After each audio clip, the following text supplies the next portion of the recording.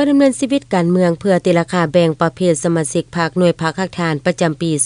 2025หน่วยพรรคคักฐานองค์การกระแดงแขวงบริคำไซเดจัดขึ้นในตอนเช้าของวันที่20พฤศจิกายน 2025อยู่ห้องประชุมของตน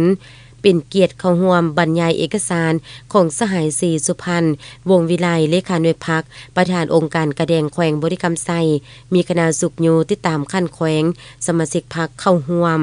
สหายได้ยกให้เห็นเนื้อในเหตุผลและความจำเป็นของการดำเนินชีวิตการเมืองการเจรจาแบ่งประเภทสมาชิกพรรคคณะเลขาหน่วยพรรคแม่นความจำเป็นด้านภาวะวิสัยต่อบทบาทการนำพาของพรรคในการนำพาสินำเป็นอันรวมและอันเฉพาะระยะ1 ปีผ่านมาถือเอาบัดดำเนินชีวิตการเมืองในครั้งนี้เป็นการเจรจาคืนผลงานการนำพาสินำที่ญาติมาได้โซกให้เห็นจุดบกพร่องข้อคงค้างและบทเรียนที่สามารถทดทนได้ถือเอาการส่งเสริมก่อสร้างซึ่งกันและกันส่งเสริมจุดดีแก้ไขข้อคงค้างเพื่อจะได้พร้อมกันปรับปรุงเห็นให้เวียกงานการจะตั้งพรรคมีบาดกาวขยายตัวดีขึ้นสหายสมาชิกพรรคจะต้องได้ลงคะแนนตีราคาการนำพาของคณะเลขาหน่วยพรรคบุคคลสมาชิกพรรคด้วยกันผ่านใบสำรวจเป็นบุคคลโดยอิงใส่บรรดานิติกรรมที่ได้เสริมซึม